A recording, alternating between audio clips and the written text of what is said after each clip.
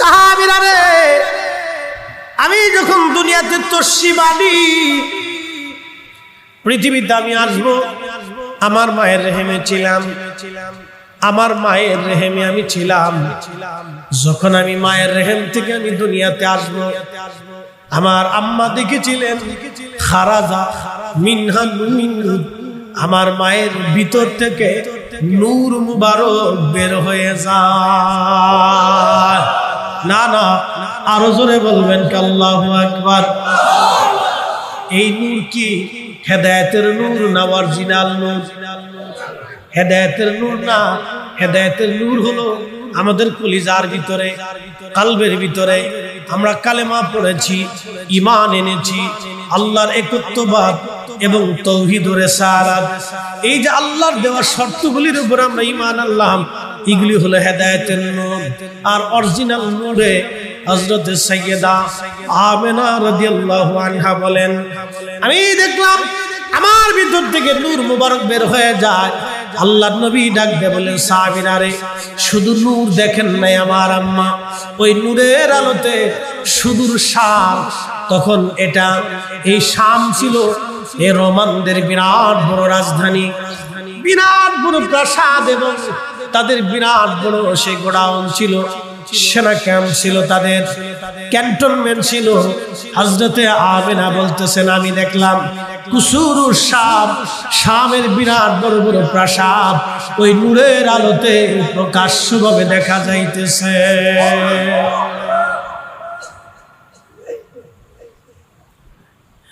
আমরা যেমন পৃথিবীতে আসছি, আমাদের নবী ওইভাবে দুনিয়াতে আসেন নাই।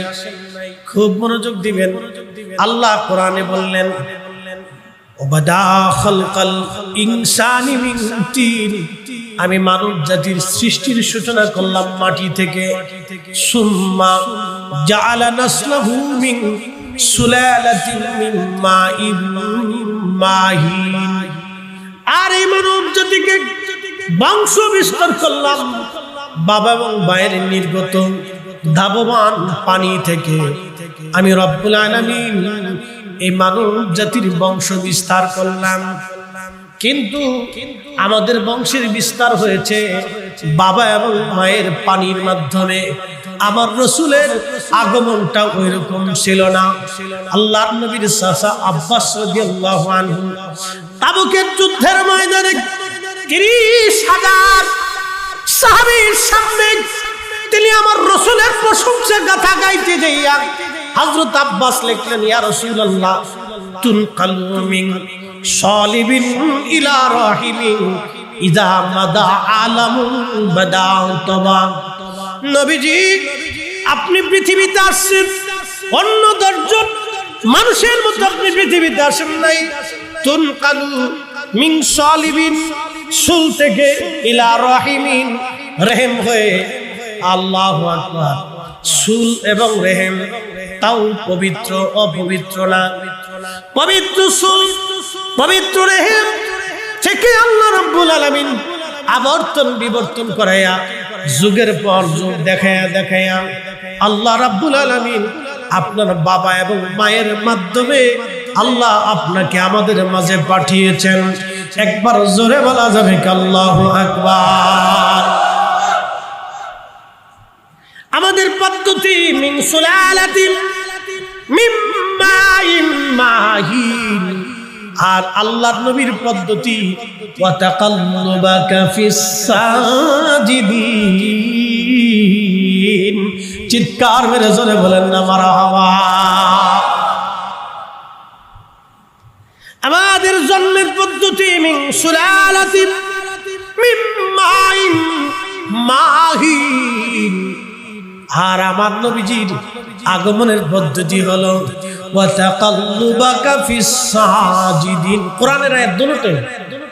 আমাদের পদ্ধতি বীর্যের মাধ্যমে, নুতফার মাধ্যমে, বাবা এবং মা, বাবার থেকে পৃষ্ঠ দেশে, মায়ের বক্ষ দেশে, মায়ের আধারে, রেহেমের ভিতরে নিরাপদ আধারে আল্লাহ দুইটা ওই পানির মিশ্রণ দিয়ে আল্লাহ পাক এটাকে রিফাইন করে করে আমাদের বডি আল্লাহ বানায় দেন। আর আমার রাসূলের ব্যাপারে আল্লাহ বলছেন ওয়া তাকাল্লুবাকা ফিস সাজিদিন। নবী গো, আমি আপনাকে সিজদাকারীদের মাধ্যমে দুনিয়াতে আনছি। আপনি যখন যেই নসলে নূরে মুহাম্মদ ছিল, সেই নসল কখনো অপবিত্র ছিল না। না মূর্তির সামনে, না পাথরের সামনে, না গাছের সামনে, না মাছের সামনে, না ব্যক্তির সামনে মাথা নত করেছে। শরাবি, খারাবি, হারামি, নাপাকি ওই সমস্ত কিছুর ছোঁয়া বাতাস পর্যন্ত তাদের লাগে নাই। তারা সবাই সিজদাকারী ছিল। আপনি নবী নূর মুবারক যে রহমে, যে সেকেন্ডে, যে সময়, যে জমানাতে ছিল, তারা সিজদাকারী ছিল। একবার জোরে বলা যাবে কি সুবহানাল্লাহ? আল্লাহ নবী বলতেন, উম্মত তোমরা শোনো, আমার মা, আমার আব্বা তাহের, তাইয়্যিব, তাহেরা, তাইয়্যিবা, তাহের এবং তাইয়্যিব। হযরত আব্দুল্লাহর মতন তাইয়্যিব পবিত্র পুরুষ ওই জমানায় আর কেউ ছিল না। হযরত আমেনা রাদিয়াল্লাহু আনহার মতো পবিত্র নারী তাহেরা, তাইয়্যিবা ওই জমানায় আর কেউ ছিল না। আল্লাহর নবী বললেন, আমার বাবা এবং মায়ের মাধ্যমে পবিত্রতার সাথে আল্লাহ আমাকে দুনিয়াতে আনলেন। এই জন্য সাইয়্যিদা আমেনাও জান্নাতি, হযরত আব্দুল্লাহ জান্নাতি। যারা আমেনা আব্দুল্লাহকে জাহান্নামী মনে করতেছে, ওরাই হলো অরিজিনাল বেদাতি। হযরত ইমাম বাইহাকি দালাইলুন নবুয়াতের মধ্যে তিনি লিখতেছেন, আল্লাহর নবীকে হযরত আব্বাস ডেকে বলেন, ইয়া রাসূলুল্লাহ, ছোট্টকালে ওই দৃশ্য দেখেছিলাম, ওই দৃশ্যটাই আমাকে কালেমা পড়তে উদ্বুদ্ধ করেছে। হুজুর বলবেন কি? ওই দৃশ্যের হাকিকত আমি আব্বাস নিজেও জানি না। হযরত নবীজি বলতেছিলেন, চাচা যান, শোনেন গো, সেই দিনের কথাগুলি যখন দোলনার মধ্যে রেখে মা চলে গেলেন, আমি একা হয়ে পড়লাম। আমার কাছে ভীষণ খারাপ লাগতেছিল, একাকিত্ব ভালো লাগতেছিল না। আমি কেঁদে ফেললাম। আমাকে খুশি করার জন্য ঠিক সেই মুহূর্তে আকাশের চাঁদ আমাকে সালাম দিল, আসসালাতু আসসালামু আলাইকা ইয়া রাসূলুল্লাহ। হুজুর, আপনি না আখিরি নবী, আপনি কাঁদবেন না গো নবী, আপনি কাঁদবেন না। আকাশের চাঁদের কথা শুনে আমি নবীর সেই দিন মুস্কি মুস্কি হেসেছিলাম। হযরত প্যারা নবী রেখে বললেন, চাচা যান, শুনেন, সেদিন আমি দোলনার মধ্যে ছিলাম, আমার আব্বা জান দুনিয়াতে ছিলেন না। কে আমাকে আদর করবে, কে আমাকে আনন্দ দিবে? সেই দিন আমি দোলনার মধ্যে একাকী, মন আমার খারাপ। আল্লাহ আমারে খুশি করার জন্য চাঁদের হুকুম দিয়ে দিলেন। আমি নবীজি হাতের ইশারায় যেদিকে করতাম, আকাশের চাঁদ দুলে দুলে দুলে দুলে আমি নবীকে সেই দিন আনন্দ দিত, আমার হাসাইতো, খুশি করত।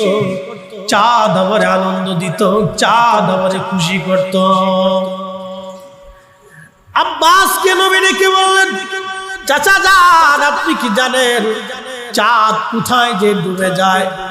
হযরত আব্বাস বলেন, আল্লাহু ওয়া রাসূলুহু আলাম, আল্লাহ এবং আল্লাহর নবী ভালো জানে। আল্লাহ জানে এবং আল্লাহর নবী ভালো জানে। আল্লাহু ওয়া রাসূলুহু আলাম, আল্লাহ এবং তার নবীজি ভালো জানেন। তখন আব্বাস রাদিয়াল্লাহু আনহু নবী বললেন, চাচা যান, আকাশের চাঁদ যেতে যেতে যেতে যেতে আল্লাহ পাকের আরশে মুআল্লার নিচে যাইয়া আমার আল্লাহর সামনে সিজদার মধ্যে পড়ে তাসবিহ পড়তে থাকে। আমি নবী মদিনায় বসে সেই তাসবিহর আওয়াজ আমি শুনতে পাই। না না, আরো জোরে বলেন আল্লাহু আকবার। الشمس والقمر بحسبان والنجم والشجر يسجدان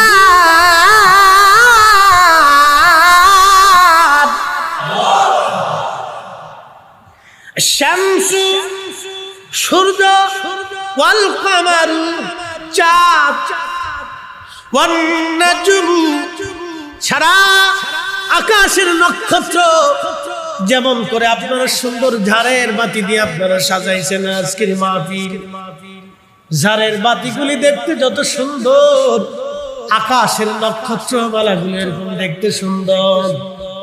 আল্লাহ বলেন আফালাম ইয়ানজুরু ইলাস সামাই ফাওকাহুম কাইফা বানাইনাহা ওয়া সায়্যানাহা ওয়া মা লাহা মিন ফুরুজ।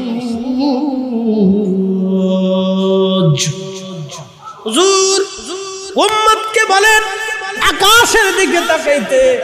তারা কেন আকাশের দিকে তাকায় না? দেখেন আমি আল্লাহ খুঁটিবিহীন সমন্বয় করেছি, নক্ষত্র দিয়ে আমি আল্লাহ আকাশকে সুশোভিত করেছি। উম্মতকে বলেন আকাশের দিকে তাকাইতে। আল্লাহর কোরআন বলতেছে এই নক্ষত্র আমি আল্লাহকে সেজদা দেয়, ওয়াশজারু গাছ আমি আল্লাহকে সেজদা দেয়, চাঁদ আমি আল্লাহকে সেজদা দেয়, সূর্য আমি আল্লাহকে সেজদা দেয়। আল্লাহর নবী ডাক দেয় বলেন চাচা আজান, চাঁদ আল্লাহকে সেজদা দিয়ে তাসবিহ পড়তে থাকে। সেই তাসবির আওয়াজ আমি নবী মদিনা থেকে শুনতে পাই।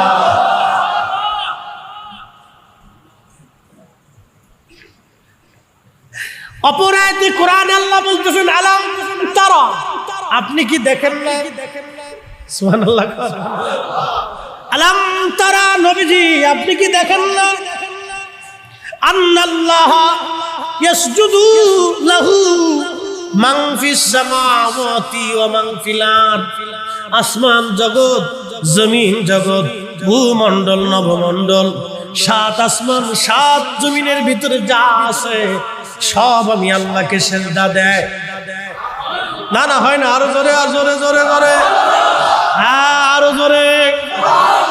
সবকিছু সেজদা দেয় কাকে? গাছে সেজদা দেয় কাকে? মাছে সেজদা দেয় কাকে? সূর্য সেজদা দেয় কাকে? আবার দেশের আগুন, পানি, মাটি, বাতাস সব আল্লাহকে সেজদা দেয়। কিন্তু আমরা হতভাগা, আমরা গাছের সামনে সেজদায় পড়ি, পাহাড়ের সামনে সেজদায় পড়ি, পাথরের সামনে সেজদায় পড়ি। না না না, ওরা সব আল্লাহকে সেজদা দেয়, আমরাও আল্লাহকে সেজদা দিব। কথা বলেন ঠিক কিনা? বুঝে যেত, বুঝে যেত। কোরআন শরীফ আরো বলতেছে হুজুর আশ-শামসু ওয়াল কামারু ওয়ান নুজুমু ওয়াল জিবালু ওয়াশ-শাজারু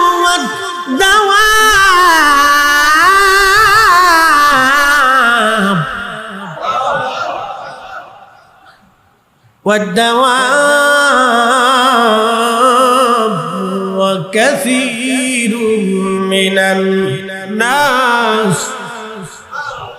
হুজুর আশ-শামসু সূর্য সেজদা দেয়, ওয়াল কামারু চাঁদ সেজদা দেয়, ওয়ান নুজুমু নক্ষত্র সেজদা দেয়, ওয়াল জিবালু পাহাড় সেজদা দেয়, ওয়াশ-শাজারু গাছে সেজদা দেয়, ওয়াদ-দাওয়াব সমস্ত পশু পাখি প্রাণী সৃষ্টি জগৎ যা আছে সব সব আমি আল্লাহকে সেজদা দেয়।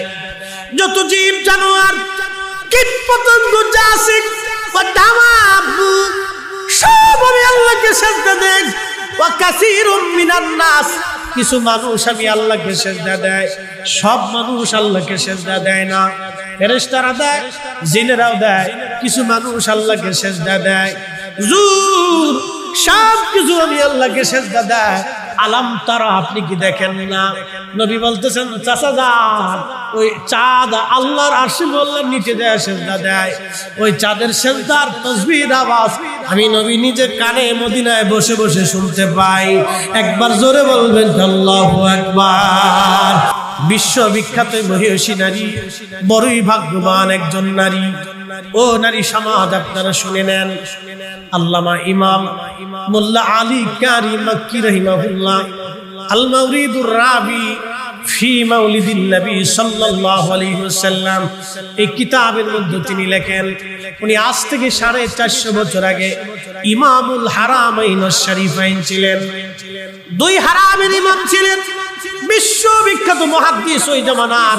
ওনার সিগনেচার ছাড়া ওই জামানায় মক্কা মদিনাতে কেউ আলেমের খেতাব পেত না, মুহাদ্দিসের খেতাব পেত না। ওনার দর্শে বসে ওনার কাছ থেকে যারা সার্টিফিকেট আনতো তারা ওই জমানার শ্রেষ্ঠ আলেম ছিল। তিনি আমার রাসূলের মিলাদ শরীফ নিয়ে একটা কিতাব লিখেছেন, মিলাদুন নবী সাল্লাল্লাহু আলাইহি ওয়াসাল্লাম নিয়ে কিতাব লিখলেন। শুধু মিলাদুন নবী পালনই করতেন না, তারা কিতাব লিখে দলিল সাবমিট করে দিয়ে গেছেন। জোরে বলা যাবে কি মারহাবা। মোল্লা আলী কারি রাহমাতুল্লাহ আলাইহি লিখতেছেন, হালিমাতুস সাদিয়া রাদিয়াল্লাহু আনহা সুদূর তায়েফ থেকে রওনা হয়ে গেলেন। যদি কোনোদিন তায়েফে যান দেখবেন বহুদূর মক্কা থেকে পাহাড়ি রাস্তা আঁকা বাঁকা বেয়ে হালিমাতুস সাদিয়া রাদিয়াল্লাহু আনহার বাড়ি মূল তায়েফ শহর থেকে যদি আপনি দেখেন আরো প্রায় 100 কিলোমিটার 70 কিলোমিটার আপ। সেই কঠিন দিনে পাহাড়ি রাস্তা আঁকা বাঁকা বেয়ে হালিমা বলতেছেন, দুনিয়ার মানুষ মক্কায় আসতেছে, আমি জীর্ণ শীর্ণ ছিলাম, খুবই অভাব ছিল আমার ঘরের মধ্যে,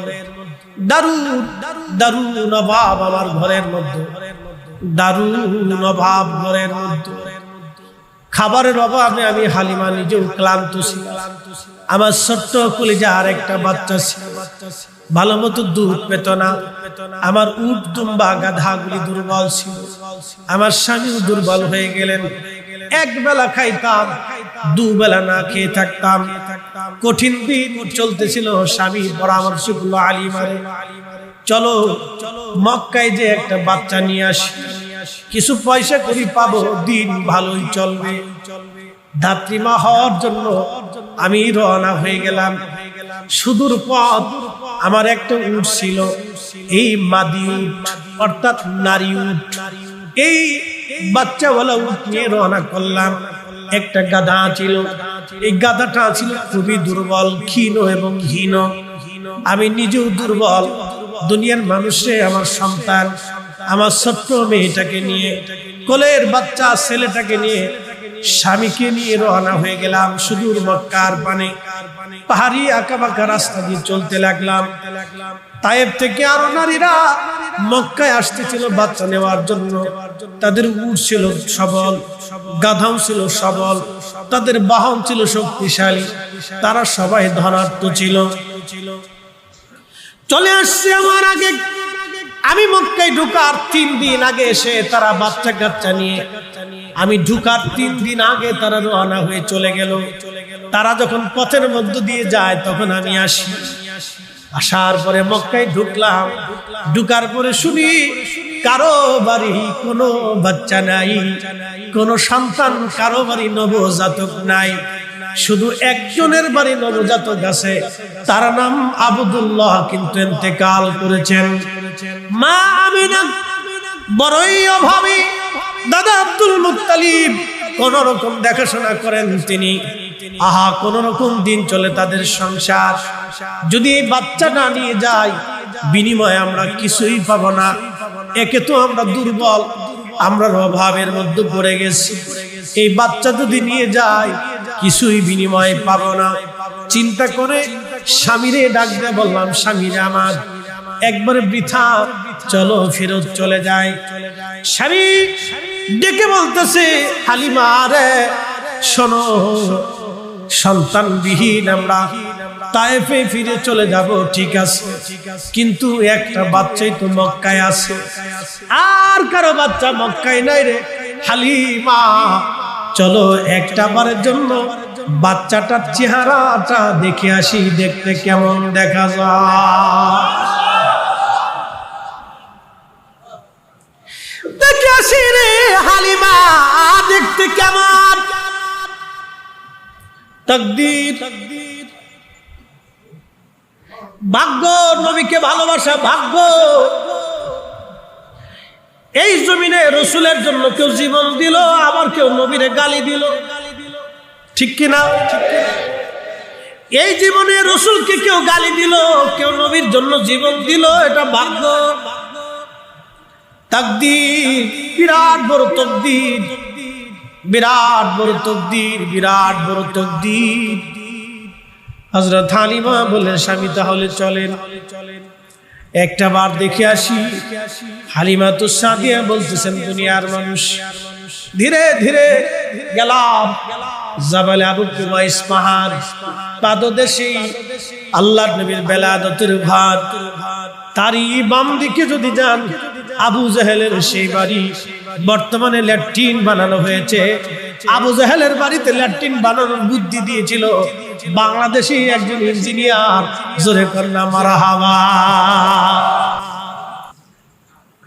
খুবই মনোযোগ দিবেন।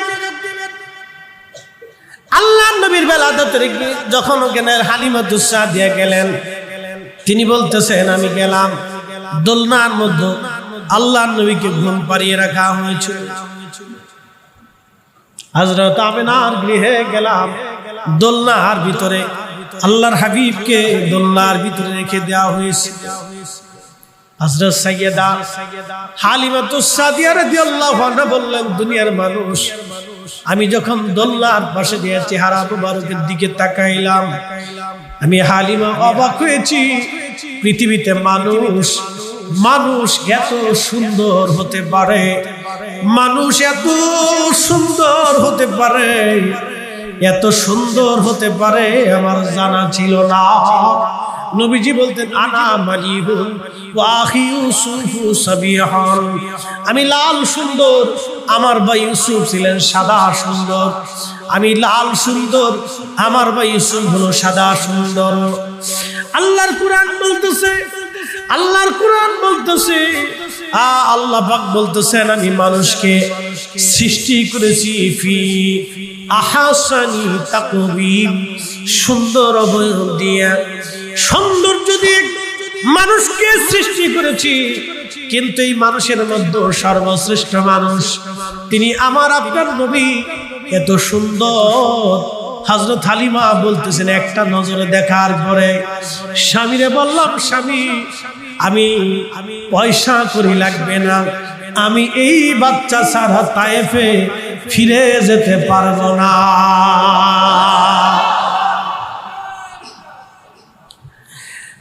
হালিমাতুস সাদিয়া নবীকে দেখেই পাগল হয়ে গেলেন। তাকদীর, কত বুলন্দ তাকদীর, কত বুলন্দ তাকদীর। হালিমাতুস সাদিয়া বললেন, দুনিয়ার মানুষ, গা মুবারকের উপরে সবুজ রেশমের কাপড় দিয়ে ঘিরে রাখা, পিঠ মুবারকের নিচে সাদা রেশমের কাপড় দিয়ে ঘিরে রাখা। আমি বক্ষ মুবারক থেকে রেশমের কাপড় সরাইলাম, আলতো আলতো করে বক্ষ মুবারকে হাত বুলাইতে লাগলাম যাতে ঘুম ভাঙে। ইতিমধ্যে প্রিয় নবীজির ঘুম ভেঙে গেল। ঘুম ভেঙে যাওয়ার পরে আল্লাহর নবী আমার দিকে তাকাইয়া হালিমা বলতেছেন, এমন ছোট্ট মুস্কি হাসি দিলেন, ওই হাসিতে আমি হালিমা আরো পাগল পারা হয়ে গেলাম। হযরত হালিমা আরো বললেন, পবিত্র দুই জুলফি মুবারক, ভুরু মুবারকের মাঝখানে যে কপাল, এখান থেকে নূর মুবারক বের হয়ে খেলাল সামা, মধ্য আকাশ পর্যন্ত চলে গেল। একবার জোরে বলবেন আল্লাহু আকবার। কপাল মুবারক থেকে হযরত হালিমা বলতেছেন, নবীজি দোলনায় শোয়া, আমি পাশে গেছি, এতই সুঘ্রাণ আসতেছিল, চমৎকার সুঘ্রাণ। আল্লাহু আল্লাহ। যদি সুঘ্রাণ পেতে চান একটা ঠিকানা দিয়ে দিই, দুনিয়াতে যদি আল্লাহর হাবিবের সুঘ্রাণ আপনাকে নিতে একটা ঠিকানা দিয়ে দেব। হ্যাঁ দেব দেব। কোথায় যাবেন? একটা ঠিকানা দিয়ে। সর্বপ্রথম যাবেন বাইতুল আকসা। বাইতুল আকসাতে যেখানে প্যারা রাসূল করিমের সেই পাথর মুবারক, যেই পাথর মুবারকে কদম রেখে বুরাক আরোহণ করছে, সেই পাথর মুবারকে এখনো ভিতর থেকে অটোমেটিক সুঘ্রাণ আসতেই হয়েছে না। আরো আরো আরো আরো বাইতুল আকসা যাওয়া সহজ না, মদিনাতে আর একটা জায়গা আছে। যদি আল্লাহ নবীর সেই পবিত্র সুঘ্রাণ আপনাকে নিতে হয়,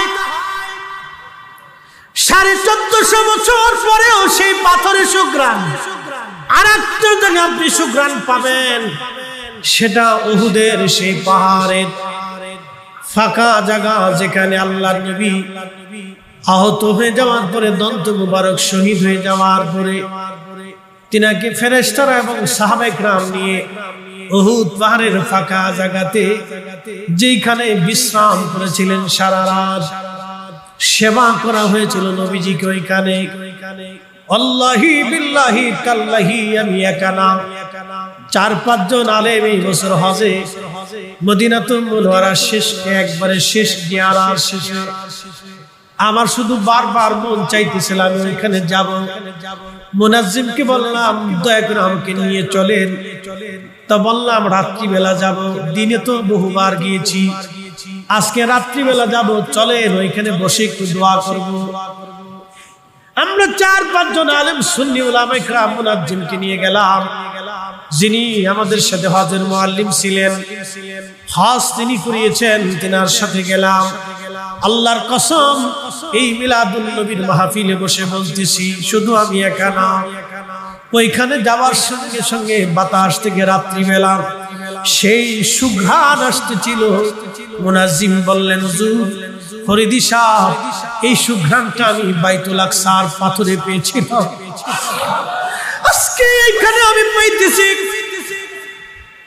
বহুবার মক্কা মদিনাতে আসছি, 30 বছর ধরে হাজীদেরকে আমি হজ করাই, কিন্তু কোনোদিন রাত্রিবেলা আসি নেই।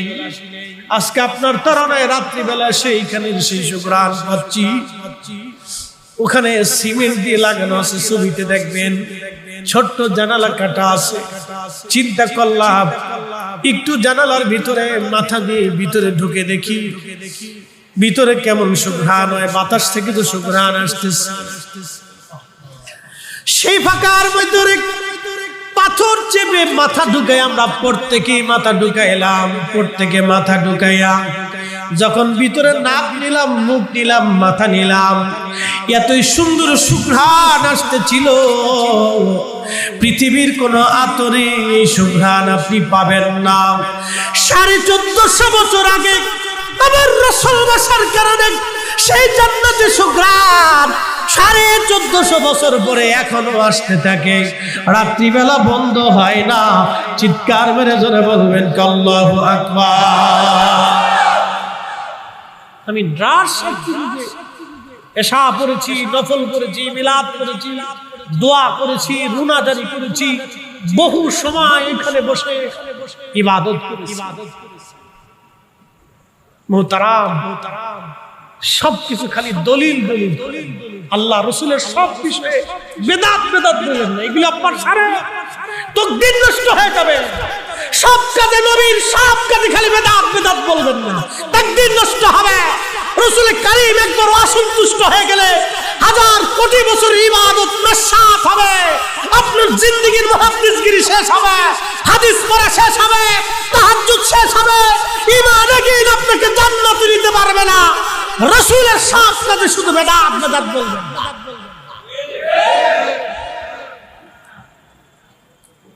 এগুলি বলবেন না, ছেড়ে দেন। হযরতে রাসূল করিমের বহু গোলামরা রাসূলের জন্য জীবন দিয়ে দিচ্ছে। প্রিয় উপস্থিতি, সেই সুঘ্রাণ এখনো সেই সুঘ্রাণ এখনো আরো জায়গায় সুঘ্রাণ আছে। আল্লাহর হাবিবের চুল মুবারক যেখানে পাবেন, প্রিয় নবীর চুল মুবারক যেখানে পাবেন, এখনো যদি অরিজিনাল চুল মুবারক হয়, দুরূদ শরীফ পড়ার সঙ্গে সঙ্গে সেখান থেকে চুল মুবারক দাঁড়িয়ে যাবে এবং অটোমেটিক চুল মুবারক থেকে সুঘ্রাণ আসতে থাকবে। পৃথিবীর কোন আগুনের ক্ষমতা নাই ওই চুল মুবারক পোড়াবে। আল্লাহর নবীর স্মৃতি মুবারক গুলি বরকতময়। আহা, যদি কোনোদিন উহুদে যাবেন, এখানে সুযোগ হলে বেহেশতের সুঘ্রাণ কি জিনিস আপনি বুঝে আসবেন। বাতাস থেকে আসতে থেকে অলরেডি অল টাইম, সব সময়ের জন্য সুঘ্রাণ আসতে থেকে কয়েক ঘন্টা পর্যন্ত এখানে বসে থেকে সুঘ্রাণ নিয়েছি। দীর্ঘ সময় এখানে দোয়া করেছি, কান্নাকাটি করেছি, আল্লাহর ইবাদতে নবীর দুরুদে মশগুল হয়েছি। ওখানে বসে বসে শুধু আমি একা না, 4-5 জন আলেম ছিলাম। চট্টগ্রামবাসী হালিমাতুস সাদিয়া বলতেছিলেন, নবীজির শরীর মোবারক থেকে এত সুন্দর সুঘ্রাণ আসতে লাগলো। আহা, এতই চমৎকার, এত সুন্দর সুঘ্রাণ আসতেছিল। আমি নবীজিকে কোলের মধ্যে নিয়ে, বুকের মধ্যে নিয়ে আমি দুগ্ধ পান করাইতেছিলাম। ঠিক এমন সময় আমার উটটা দৌড়াইয়া আল্লাহর ঘর কাবা শরীফের সামনে যাইয়া সেজদার মধ্যে পড়ে গেল। ওরে বনের যত পশু ভক্তি করতই 2 চরণ, মেঘমালা ছায়া দিত গায় গো নবীজি, কোন সাধনে পাইব তোমায়, কোন সাধনে দেখিব তোমায় গো নবীজি, কাঙ্গালের দেখা দিবেননি। আল্লাহুম্মা সাল্লি আলা মাওলানা মুহাম্মদ আলা আলি সাইয়্যিদিনা।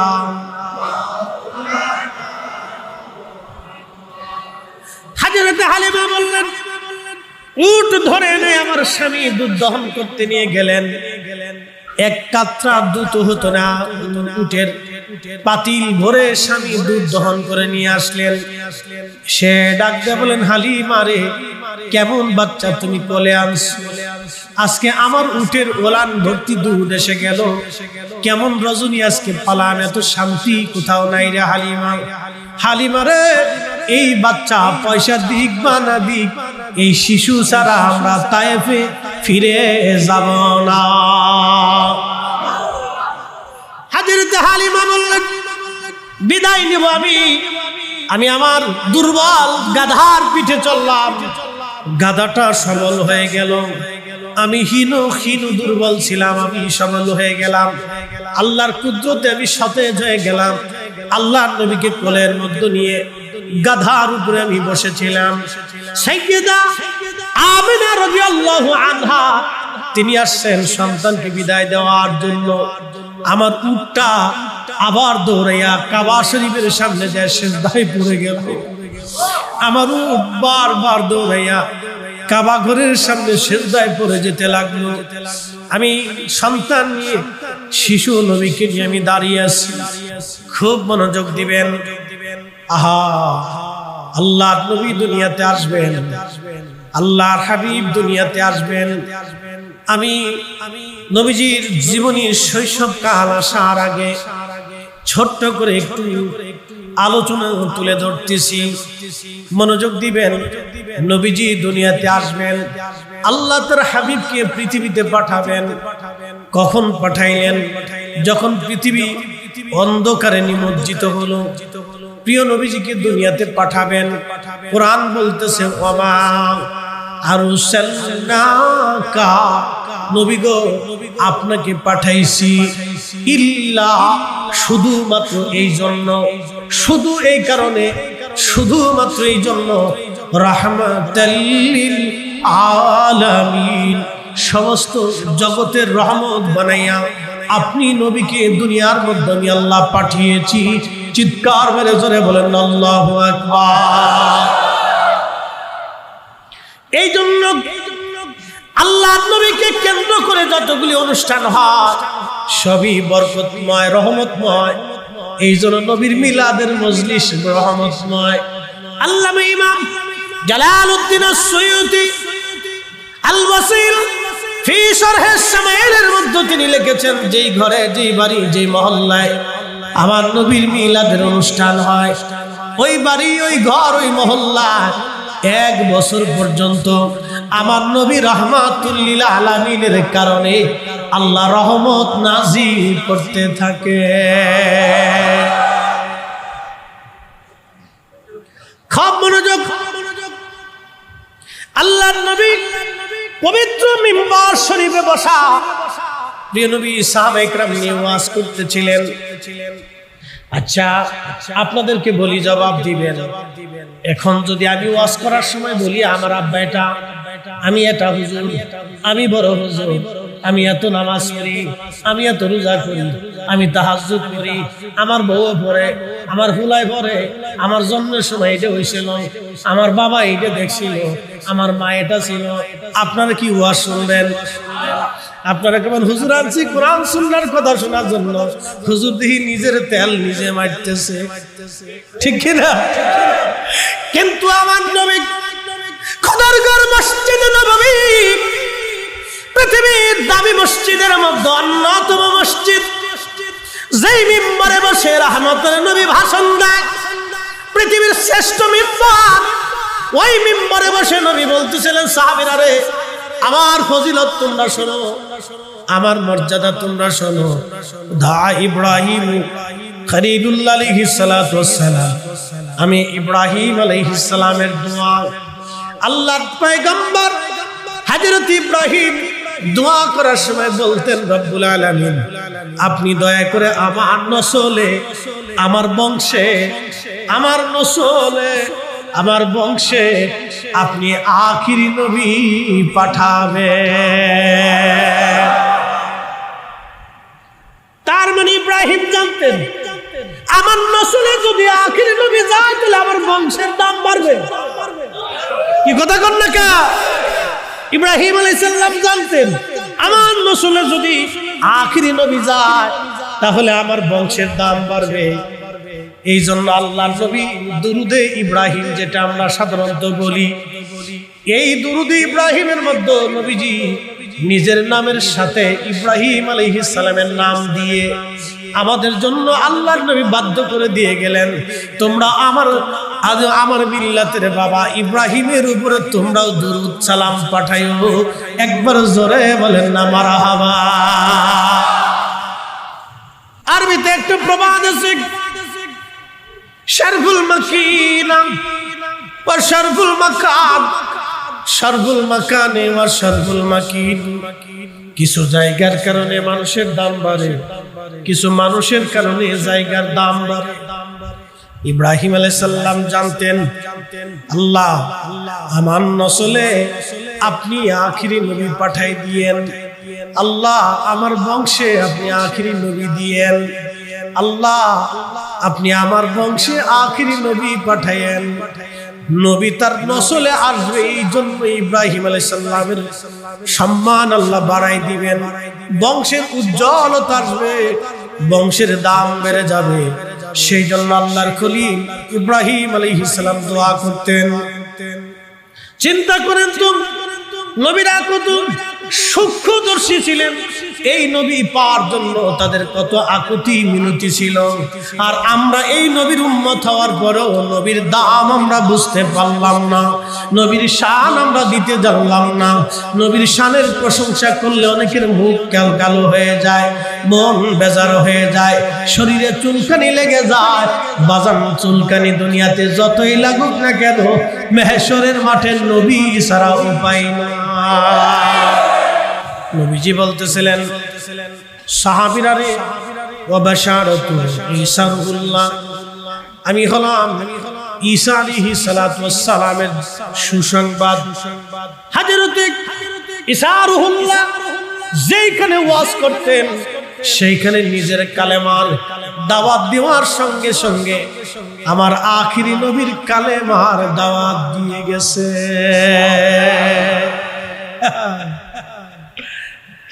হযরত ঈসা রূহুল্লাহ আলাইহিস সালাম যেখানে ওয়াজ করতেন সেইখানেই আমার আখিরি নবীর প্রশংসা করতেন। আমরা রহমতের নবীর প্রশংসা করতেন, গুণগান গাইতেন। আরে ঈসা নবীর মতো নবী যদি আখিরি নবীর গুণগান করতে পারে, প্রশংসা গাইতে পারে, তাহলে আমরা মাহফিল সাজাইয়া ওই নবীর নামের প্রশংসা গাওয়া এই উম্মতের জন্য বিরাট বড় দায়িত্ব। কথা বলেন ঠিক কিনা?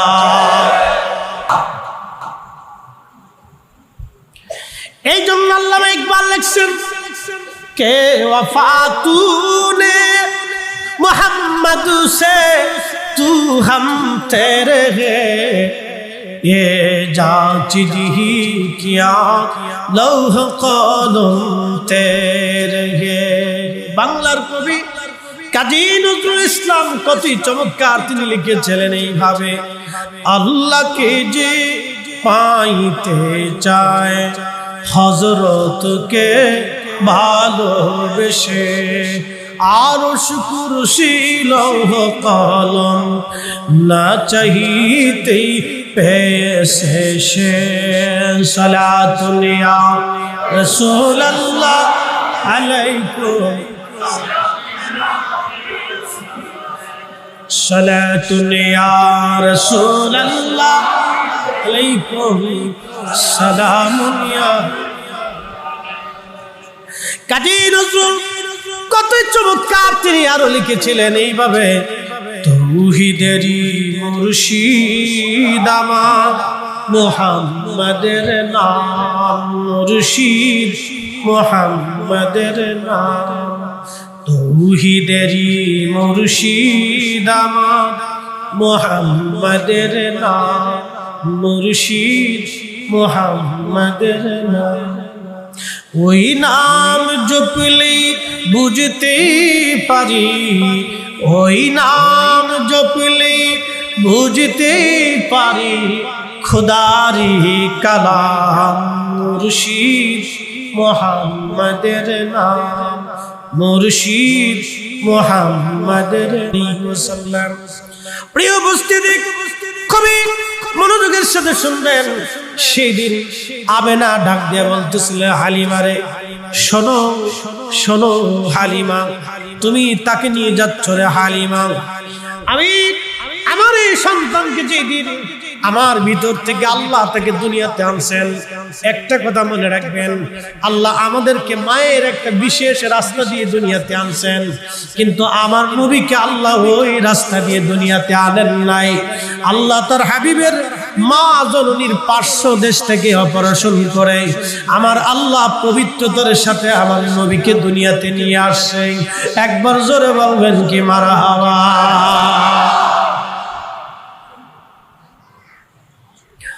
প্রিয় চট্টগ্রামবাসী, হযরত আমেনা ডাক দেখা, হালিমা আমার সন্তান দুনিয়াতে আসার সময় আমি দেখেছি আমার ভিতর থেকে নূর মুবারক বের হয়। মোল্লা আলী কারি মাক্কি ইমাম ইবনে হিব্বানের সহিহ ইবনে হিব্বানের একটা দলিল থেকে তিনি আল মাওরিদের মধ্যে লিখতেছেন, হযরত আমেনা ডাকতে বলে, হালিমা রে, আমার এই সন্তান আসার সময় সারা পৃথিবী আলোতে নূরের আলোতে আলোকিত হয়েছিল। আমি আমার হুজরাতে আমার ঘরের মধ্যে বসে সিরিয়ার কুসুরও শান্ত দেখেছি, আরো সিরিয়ার যে উটগুলি ছিল, উটের পিঠের কুচগুলো আমি স্পষ্টভাবে সেই নূরের আলোয় দেখেছি। আরে হালিমা, আমার এই সন্তানের শান এখানে শেষ না। হালিমা রে, শুনে রাখো তুমি হালিমা, হালিমা তুমি তো নিয়ে যাচ্ছ তাকে। সব সন্তান পৃথিবী এসে কান্নাকাটি করে নিজের জন্য ওয়াও ওয়াও করে কান্না করে, কিন্তু তুমি শোনো, আমার এই সন্তান দুনিয়াতে আসার সঙ্গে সঙ্গে আমি সেজদার হতে তারে দেখেছি। সেজদার মধ্যে পড়ে তার জবান থেকে একটা বাক্য শুনেছি, ইয়া রাব্বি হাবলি উম্মতি, ইয়া রাব্বি হাবলি উম্মতি, ইয়া রাব্বি হাবলি উম্মতি। রাহমাতুল লিল আলামিন, আপনি উম্মতের জামিন, গুনাহগারের অতি আপনজন। চট্টগ্রামবাসী হযরত আমিনা বলতেছে, হালিমারে নিয়ে যাও, কিন্তু আদরের সাথে রাখবে, সাবধানের সাথে রাখবে।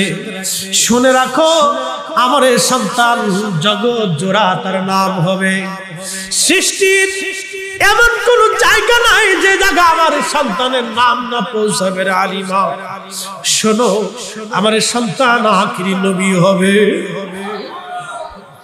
আমার সন্তান নবী হবে, জগৎ জোড়া তার নাম হবে। হালিমারে তারে মোহাব্বতের সাথেই তুমি রাখবা। হযরত হালিমা বললেন, মায়ের কাছ থেকে কথাগুলি শুনে আমি রওনা হয়ে গেলাম। আমার গাধা ছিল দুর্বল, লাফায়া লাফায়া আনন্দের সাথে গাধা চলতে লাগলো। আমার উটও লাফায়া লাফায়া আনন্দের সাথে লাফায়া লাফায়া চলতে লাগলো। আমি 3 দিন পরে মক্কাতে ঢুকেছি, যেতে যেতে তায়েফে 3 দিন পরে আসা ব্যক্তি আমি। ওই যখন মহিলাদেরকে তাদের কাফেলা পার হচ্ছিলাম, যারা আমার আগে সন্তান নিয়ে তায়েফের দিকে রওনা হয়েছে, তাদের সামনে দিয়ে যখন সামনের দিকে চলে যায়, তখন মহিলারা ডাক দেখা, হালিমারে ব্যাপার কি, তুমি সবার পিছনে পড়লা, সবার আগে চলে যাও, তোমার উট গাধা না দুর্বল ছিল? হালিমা ডাক দেখে, নারীরা, তায়েফবাসিনীরা, তোমরা শোনো, আমার কোলের মধ্যে যে বাচ্চা দেখো, এই সবই এই বাচ্চার বরকত।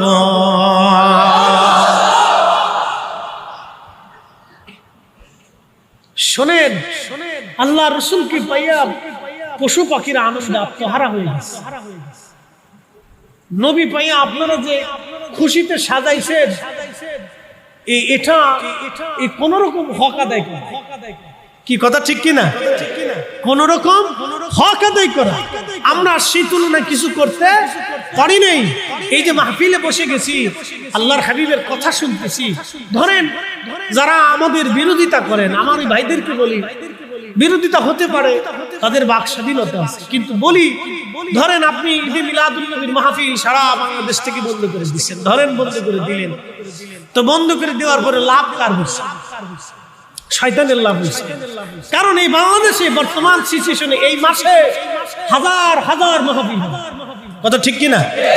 হাজার হাজার মাহফিল হবে, হাজার হাজার মাহফিলে লক্ষ লক্ষ কোটি কোটি মুসলমানের দোয়া, জিকির, এই শুকরিয়া, এই কৃতজ্ঞতা, এই চোখের পানি, আল্লাহর হাবিবের ইশক থেকে তারা বঞ্চিত হবে। এই মাহফিলগুলি আমি মনে করি প্রত্যেক অঞ্চলে অঞ্চলে মসজিদে মসজিদে কায়েম করা উচিত, কথা বলেন ঠিক কিনা? বিরোধিতা পরে আসে, বিরোধিতা পরে আসে, প্রত্যেক অঞ্চলে অঞ্চলে মসজিদে মসজিদে কায়েম করা উচিত। অন্তত একটা উসিলাতে মানুষ আল্লাহ রাসূলের ইশকের মজলিসে একটু বসুক, দুটি কথা শুনুন, তারা একটু জিকিরে বসুস, আল্লাহ শুকরিয়া কৃতজ্ঞতার ভিতরে বসুন। আল্লাহর নবীর জীবনী তো বললে তো শেষ করার মতো না, অনেক চমৎকার জিন্দেগি ছিল তার, আকর্ষণীয় মুজিজা, খুশুসিয়ত আমাদের থেকে মহান ঊর্ধ্বে ছিল, তুলনাহীন, তুলনাবিহীন, তুলনা দেওয়ার কোনো সুযোগ নেই। আল্লাহ খোদ তাকে হাবিবুল্লাহ করেছেন। জানেন, কঠিন মেহশরের মাঠ, সৃষ্টির সমস্ত সৃষ্টি যখন আল্লাহর সামনে আল্লাহর দিকে ধাবিত, জিন, ফেরেশতা, মানুষ, পৃথিবীতে যত মাখলুক আছে সব আল্লাহর আদালতে মালিক ইয়াউমিদ্দিন, সেই বিচার দিনের মালিক হবে আল্লাহ। আর আল্লাহ ডাক দিয়ে দিয়েছেন, হাবিব আমি মালিক ইয়াউমিদ্দিন, কিন্তু আপনাকে আমি আল্লাহ বঞ্চিত করি নেই। আপনি আশা আইয়াব আশাকা রাব্বুকা মাকামান মাহমুদা, আপনি সেই দিন আমি আল্লাহ আরশে মুআল্লা ওয়ালা, আপনি নবী হবেন মাকামে মাহমুদ ওয়ালা। একসাথে বলা যাবে সুবহানাল্লাহ। আল্লাহর সেই কঠিন হাসরে কোটি কোটি সৃষ্টি যখন আল্লাহর সামনে মাথা নত করে সিজদায় পড়ে থাকবে, মুকাররাবিন ফেরেশতারা থরথর করে কাঁপতে থাকবে, জানি আজকে আল্লাহ আমার কি ফয়সালা করেন। যদিও তারা আল্লাহর সম্মানিত, কিন্তু তারা আল্লাহর কাহারিয়ত দেখে পেরেশানির মধ্যে থাকবে। কিন্তু আল্লাহ তার রাসূলকে আরশে মুআল্লার ডানে মাকামে মাহমুদের আসনে মহান ইজ্জতের সাথে আল্লাহ তার রাসূলকে সমাসীত করে রাখবে, আল্লাহ তাকে সমাসীন করে রাখবে। অতএব আপনি তাকে ছোট করে দেখার সুযোগ নাই। আল্লাহ রাসূলের কোনো বিষয়কে ছোট করে দেখবেন, ছোট করে দেখবেন না। এই মিলাদুল নবী মাহফিল ছোট করে দেখার সুযোগ নাই। প্রিয় উপস্থিতি, সাহাবায়ে কেরাম আল্লাহর হাবিবের কোন বিষয়টাকে ছোট করে দেখেন নাই। তা আমরা এগুলি বুঝবো, পালন করব, বিতর্ক এগুলি না করি, আল্লাহর হাবিবেরকে কেন্দ্র করে বিতর্ক না করি। চোখের মধ্যে চুমা দিয়ে সাল্লাল্লাহু আলাইহি সাল্লাম বলে মুখে চুমা দিয়ে চোখে না, বিতর্ক আছে। উলামায়ে কেরাম একদল বলছেন না, এটা শরীয়তে সিদ্ধ না, কিন্তু আরেক জামাত উলামায়ে কেরাম বলছেন হ্যাঁ, এটা দলিল আছে। বিশ্ববিখ্যাত ফকিহ ইমাম জৈনুদ্দিন শামীর মতো হানাফি মাযহাবের উজ্জ্বল ফকিহ, তিনি তেনার ফতোয়া শামীর কিতাবুস সালাতের বাবুল আযানের ভিতরে তিনি মাসালার সমাধান দিয়েছেন। তো প্রিয় ভাই আমার, এগুলি আমরা পর্যবেক্ষণ করব। সময়ের স্বল্পতা, বেশি সময় দিতে পারবো না, আমাকে আরেকটা প্রোগ্রাম ধরতে হবে। যা হোক ইনশাআল্লাহ, যদি আল্লাহ রাব্বুল আলামিন আবার বরকত রাখেন, আবার আসবো, দেখা হবে। আল্লাহ আমাদেরকে কবুল করুন, বলেন আমিন। না, সারা রাত্র করলে শান্তি লাগবে আমি জানি, কিন্তু আমরা তো আলেম, ওয়াদার কাছে আমরা দুর্বল। না না, আধা ঘন্টা করলে ওইদিকে আমি আবার বিপদে পড়ে যাবো। টাইমিং ম্যানেজ করা যাবে না। এমনি বৃষ্টিকাদার দিন, টাইমে সময় মিলবে না। ইনশাল্লাহ আপনারা দোয়া করবেন। এই আপনাদের আশা আকাঙ্ক্ষা যদি আল্লাহ আবার তৌফিক দেন, আগামীতেও যদি আল্লাহ সুযোগ রাখেন, ইনশাল্লাহ আসবো। আপনাদেরকে বুঝতে হবে কথা, আল্লাহ তার রাসূলকে একটা রেহেমে রাখছেন। আল্লাহু আকবার, একটা রেহেমে রাখছেন। সেই রেহেম কত পবিত্র হতে পারে। সেই রেহেমের ব্যক্তি কোনদিন কোন সময়ের জন্য কোন প্রতিমার সামনে, কোন শিরকের সামনে তিনি মাথা নত করেন নাই। এক লা ইলাহাতে বিশ্বাসী ছিলেন। হারামি জাহিলিয়াতের সারাবি খারাপি নাপাকি তাদের শরীরের আঁশ পর্যন্ত তিনারা এত তেজ্জিব এবং তাহির ছিলেন। অথচ আজকে এক বদ আকীদা বাংলাদেশে প্রতিষ্ঠিত করার জন্য এক শ্রেণীর মানুষ লেগে বসেছে। তাদের বাক্য হচ্ছে মুহাম্মদ সাল্লাল্লাহু আলাইহি সাল্লামের বাবা এবং মা দুজন জাহান্নামী ছিলেন, তারা মুশরিক ছিলেন, তারা কাফির ছিলেন। যারা রাসূলের আব্বা আম্মাকে নাপাক মুশরিক কাফিরদের সাথে তুলনা করে, ওরাই হচ্ছে দ্বীনের দুশমন। কথা বলেন ঠিক না? আর আমরা বললে আমরা হয়ে গেছে আজকে মাজার পূজারি, পীর পূজারি, বেদাত। আপনাদেরকে বুঝতে হবে, খুব মনোযোগের সাথে কথাগুলি শুনবেন, খুব ইম্পর্টেন্ট, খুব ইম্পর্টেন্ট। আল্লাহ নবী বলতেছেন, আমার আম্মা দেখছেন খারাজা মিনহা নূর, মায়ের ভিতর থেকে নূর আসছে। এটা আমার বাক্য না, এটা আল্লাহ রাসূল নিজে বলতেছেন। আচ্ছা আচ্ছা, আল্লাহর হাবিব পৃথিবীতে তাশরীফ আনলেন। সাইয়্যিদা আমিনা রাদিয়াল্লাহু আনহা বলতেন, আমি মাঝে মধ্যে এই ঘটনাটা আমি পরে আসতেছি, আগে আসি, রাসূল করিম পৃথিবীতে আসছে। 14ই পূর্ণিমা রাত চলতেছে। আব্বাস রাদিয়াল্লাহু আনহু রাসূল করিমের 2 বছর 2.5 বছরের বড়। তিনি বলতেছেন, ইয়া রাসূলুল্লাহ, আমি ছোট্টকালে আপনাকে দেখার জন্য আসছি। আপনি দোলনায় ছিলেন, আমি দেখতে আসছি আপনি একা, কিন্তু কাঁদতেছিলেন। এমন সময় দেখি আকাশের চাঁদের দিকে তাকায় আপনি হাসতেছেন। আরো দেখি আপনার কচি হাত আপনি যেদিকে নাড়াচ্ছিলেন, আমি দেখি আকাশের চাঁদ দুলে দুলে দুলে দুলে আপনার হাতের ইশারায় দুলতেছে। হইছে না? আরো জোরে, আরো জোরে জোরে জোরে জোরে। পৃথিবীর সমস্ত শক্তি মিলে যদি এক জায়গা হয়ে আকাশের চাঁদ লড়াইতে চায়, পারবে? পারবে? পারবে? আমার রাসূলের হাতের ইশারার বরকত কিছু।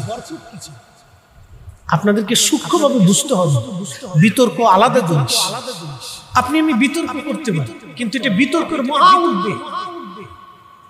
বিতর্ক করতে পারি, সারা জীবন করতে পারি, বহস করতে পারি, বিতর্ক করতে পারি, ঝগড়া করতে পারি, কিন্তু উনি তো ঝগড়ার অনেক ঊর্ধ্বে।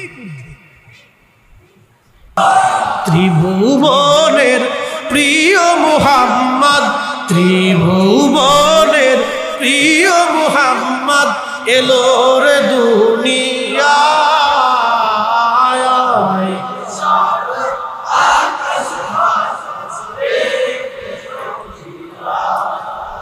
আয় আয় রে সাগর,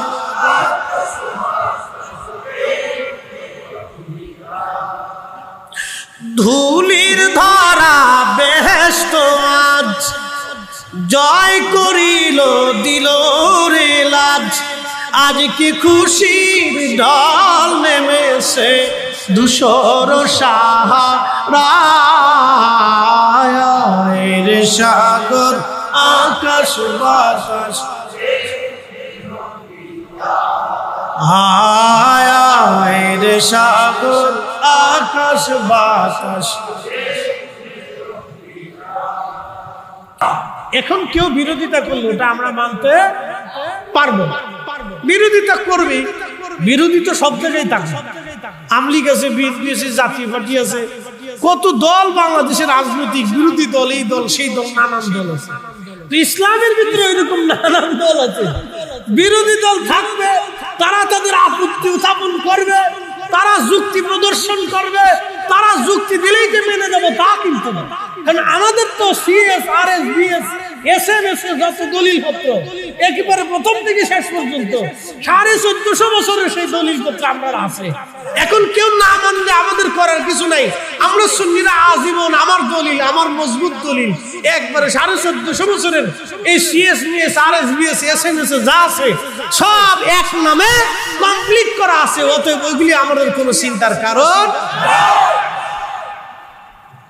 তো খুব মনোযোগ দিয়ে হাজরতে সাইয়্যিদুনা সাইয়্যিদা হালিমাতুস সাদিয়া রাদিয়াল্লাহু আনহা তিনি বলতেছেন, তো মক্কাতে তখনই ধাত্রী প্রথা ছিল। বাচ্চা কাচ্চা হলে তারা বাচ্চা নিয়ে যাইতো, লালন পালন করত, কিছু অর্থ করি বিনিময়ে তারা পেত।